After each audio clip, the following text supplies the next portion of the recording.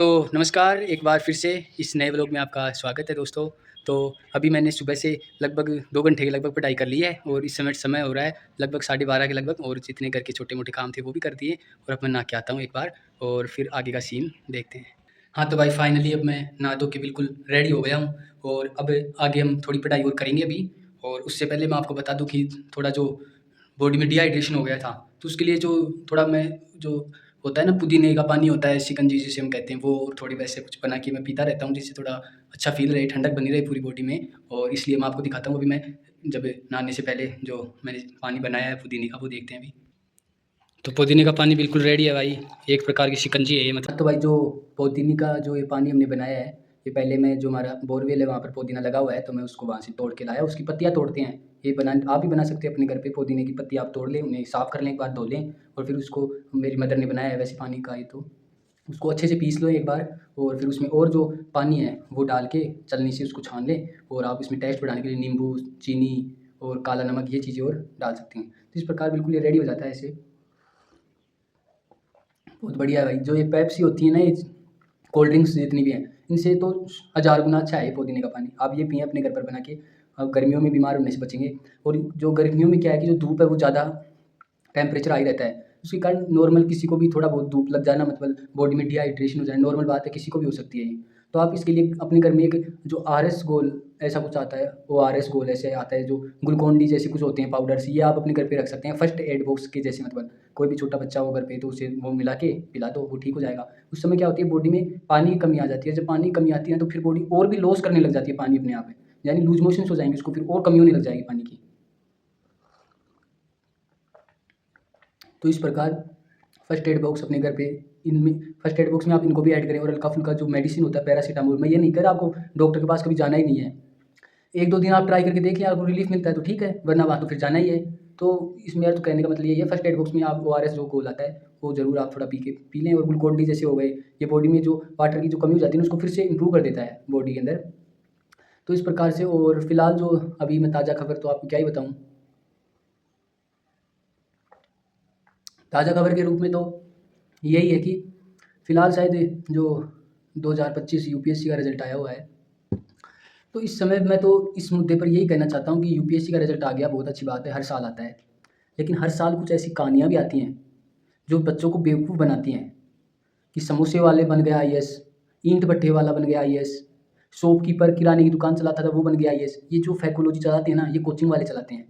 मैं तो ये कहता हूँ कि गवर्नमेंट से ये थोड़ी रिक्वेस्ट करता हूँ कि जो बजरी माफिया हो, जो बजरी निकाल के जो खनन करते हैं, बजरी निकालते हैं, उनको बहुत जल्दी रिएक्ट करती है, उन पे गवर्नमेंट एक्ट उनको पकड़ती है जल्दी, तो बजरी माफिया उनको कहते हैं। तो इस प्रकार भाई कोचिंग माफिया बनते जा रहे हैं आज के टाइम में समाज के अंदर। जो कोचिंग एक इंडस्ट्री, पूरी इंडस्ट्री तैयार हो गई है ये कोचिंग माफिया क्या करते हैं, कुछ बच्चों को उठाते हैं वहाँ से, शायद 928 के लगभग कुछ ऐसा आया रिजल्ट के अंदर, जिसमें से बहुत कुछ बच्चे टॉप 100 में, कुछ से जो कुछ बच्चे अधिकतर थे वो तो शायद पहले से भी सिलेक्ट थे इसमें, और अपनी रैंक को इम्प्रूव करने के लिए उन्होंने फिर से एग्ज़ाम दिया है। तो इस ब्लॉग में भाई मैं आपसे यही रिक्वेस्ट करना चाहता हूँ कि आप ये जितनी भी कहानियाँ हैं ना, उनसे प्रभावित ना हो। अपने जीवन में खुद देखिए कि हम कौन है और कहाँ से आए हैं। इस बहुत बहुत इंपॉर्टेंट बात है। शायद इस बार जिन्होंने भी फर्स्ट रैंक आई है उनकी, सेकंड आई है, थर्ड आई है, आप उनका बैकग्राउंड देखें, आप जानते नहीं हैं। यूट्यूब स्टोरीज़ के थ्रू सिर्फ़ आपको एक वो स्टेज दिखाई जाती है उनकी लाइफ़ की, देखो कुछ नहीं था और आज देखो क्या है इनके पास। इनसे क्या होता है, जो मिडिल क्लास का बच्चा है, लोअर मिडिल क्लास का बच्चा है, वो इन चीज़ों से प्रभावित होता है। अपने घर पे इनके जो पेरेंट्स हैं, ज़मीन बेच देते हैं, गहने बेच देते हैं और फिर पढ़ाई करने के लिए आ जाते हैं। इस प्रकार से जो सब कुछ बिक जाता है और अंत में कुछ नहीं मिलता, कुछ नहीं मिलता। इन जो ये बड़ी कॉम्पिटिशन के एग्ज़ाम है ना, इनकी तैयारी करने के लिए आपको फाइनेंशियली बच्चे को फ्री होना ज़रूरी है। पैसे का टेंशन होना ही नहीं चाहिए उसको, 1% भी नहीं होना चाहिए, 1% भी। मैं कह रहा हूँ 1% भी नहीं होना चाहिए, तब वो फ्री रह के पढ़ाई करेगा, तब उसके दिमाग में कुछ रहेगा। और इनमें अटेम्प्ट्स टाइम तो लगेगा, 4-5 साल शायद नॉर्मल है यूपीएससी फाइट करने के लिए, 4 साल 5 साल नॉर्मल है। तो सबसे पहले स्वयं को देखें हम कौन है और कहाँ से आए हैं। जो बच्चे आईएएस जो बन रहे हैं ना, 10वीं में उनका स्कूल देखो आप, 12वीं में उनका स्कूल देखो उन्होंने कहाँ से पास आउट किया है, उनका कॉलेज देखो उन्होंने कहाँ से कॉलेज की है।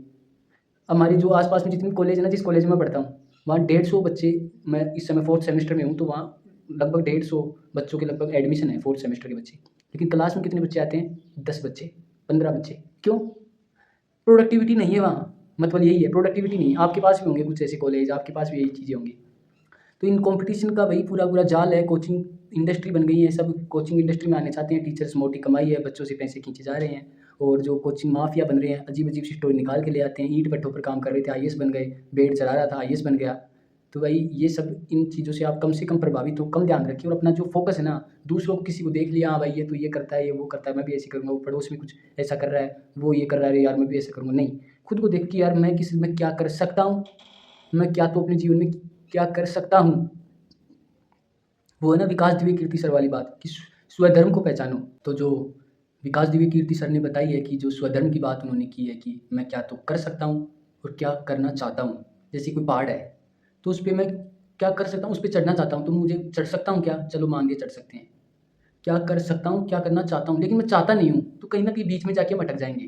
तो इस कॉम्पिटिशन के जाल से बचने के लिए एक बार स्टूडेंट को रुक कर ये देखना ज़रूरी है कि वो क्या करना चाहता है और क्या कर सकता है। सबसे इम्पोर्टेंट चीज़ें हैं ये। और भाई मैं तो अपने थॉट्स जो विचार हैं आपसे शेयर कर रहा हूँ और आपको अच्छे लगे तो ठीक है, वरना आपको जो उचित लगे वो आप करो। और अपने हेल्थ का पूरा ख्याल रखिए, जो पुदीने का जो पानी आप बना-बना के पीते रहें घर पर। और इसी के साथ जो मैंने अभी कुछ ही समय पहले जो ये टी-शर्ट पहन रखी है, ये खरीदी है। आपको कैसी लगी आप ये ज़रूर बताएँ और जो वीडियो है इसको लाइक और शेयर ज़रूर करें और चैनल को सब्सक्राइब भी करें। और मुझे जो इम्प्रूवमेंट करने हैं, आप मुझे वो आइडियाज़ दें, अपने जो कमेंट बॉक्स है उसमें अपने आइडियाज़ लिखिए कि मुझे और क्या इम्प्रूव करने हैं मेरे वीडियो के अंदर। और जो आप पढ़ाई करते रहें, अपने स्वास्थ्य का पूरा-पूरा ध्यान रखें। हाँ भाई, तो अभी शाम के लगभग 5 बज चुके हैं। अभी थोड़ी भूख लग रही है तो मैं सोचा थोड़ा ये जो सलाद खाएँगे अभी। तो ये है चकचुंदर, आप जानते होंगे इसको। चकचुंदर होता है जो कि ब्लड के लिए भी जो पूर्ति होती है वो बढ़िया कर देता है। और अभी देखते हैं इनको काट के आपको दिखाता हूँ कैसा लगेगा ये। हाँ भाई, तो लगभग मैंने इसको छील लिया है और आप देख सकते हैं मेरे हाथ भी कैसे लाल हो गए हैं। इसमें जो रेडिश जो लालपन है वो बहुत ज़्यादा है इसके अंदर। चकचुंदर होते हैं ऐसे और आप देख सकते हैं हाथ लाल हो चुके हैं और अभी इनको काटेंगे और फिर खाएँगे। तो इनको भी खाएँगे तो जो दाँत हैं वो भी लगभग लाल हो जाएँगे इनसे।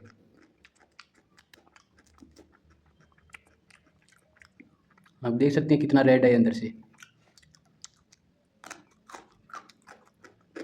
तो आज का जो दिन है वो लगभग बीत गया है और अभी शाम के 8 बजे हैं। आज का दिन बहुत अच्छा था। आप अपना आज आज का दिन आपका कैसा गया कमेंट में ज़रूर लिखें। और आज मैंने ये पंखे लेके आया हूँ आज मैं।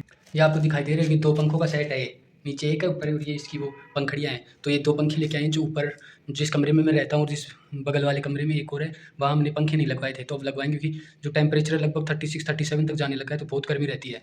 ये लगभग 4-5 बजे के आस-पास तो कमरा ऐसे तपने लग जाता है पूरा का पूरा। और इसी के साथ आपका दिन शुभ हो और इसी के साथ इस व्लॉग को करते हैं ख़त्म। जय हिंद, जय भारत, धन्यवाद।